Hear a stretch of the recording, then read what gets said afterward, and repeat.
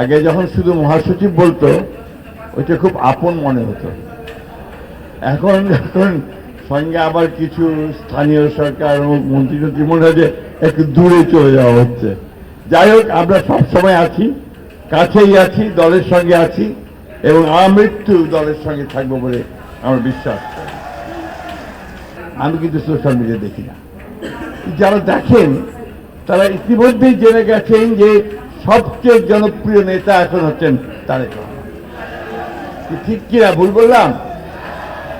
সুতরাং আমরা অনেক অনেক ভাগ্যবান যে আমরা একটা দীর্ঘ 18 বছরের ফ্যাসিস্ট নির্যাতনের পরে আমাদের যখন রাষ্ট্র ভেঙে চুরমার হয়ে গিয়েছিল, গণতন্ত্রকে ধ্বংস করে দিয়েছিল, আমাদের অর্থনীতি যখন একেবারে ভঙ্গুর হয়ে গিয়েছিল, তারপরে জনগণের সমর্থনে একটা নির্বাচনের মাধ্যমে আমরা এমন একজন নেতা পেয়েছি যিনি এখন আমাদের স্লোগান দিচ্ছেন, যে স্লোগানটা কি?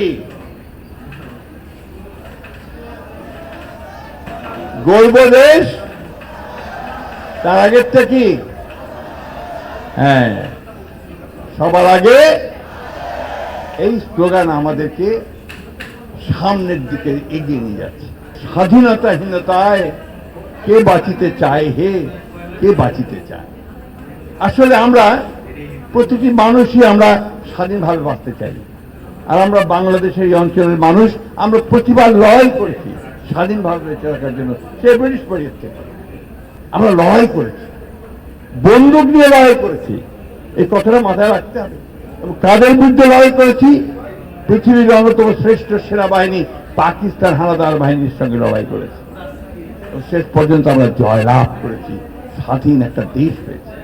50 বছর যারা আমরা গণতন্ত্রের জন্য লড়াই করেছি, অধিকারের জন্য লড়াই করেছি, তাদের কাউকেই আমরা ভুলব না। আমরা 24শে জুলাই যোদ্ধাদেরও কখনোই ভুলব না।